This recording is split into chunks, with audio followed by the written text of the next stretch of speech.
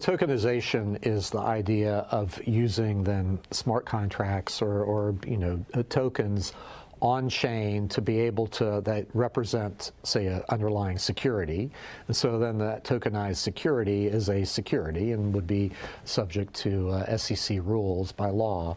But the idea is that if it's on chain, on a blockchain, then there's much more transparency as to where it is. Right now there's a bit of opacity as to who owns what and where the company usually doesn't even know where its who its shareholders are and where the shareholders reside, where the shares reside.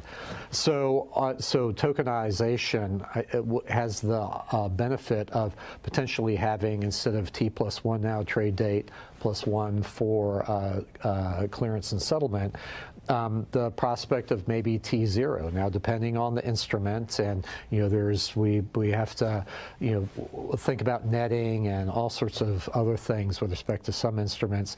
But in principle, the idea of on-chain delivery versus payment and receipt versus payment, DVP, RVP on-chain, is a prospect of de-risking the markets, making them much more transparent and then sure as far as clearance and settlement, because it's always that the gap between clearance and settlement and then delivery and payment is the real introduces risk into the system. Do you expect this is where financial services is going?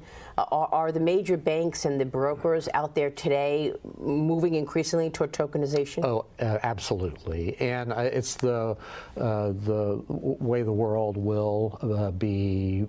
Here in maybe not even in 10 years, maybe even a lot less time, maybe a couple of years from now. So I think that all of this modernization of the markets, I think, is good. And the trouble that we've seen here over the past few years is that the SEC, unlike historically, it never was necessarily at the vanguard of pushing new innovations. It was always a little bit behind the market, of course. But here recently, it's been almost standing athwart the marketplace, and as it's as all these new innovations were coming about. So that's no more. We're actually embracing it, and I believe that we need to be embracing it to keep the United States at the forefront as far as cryptocurrencies and whatnot.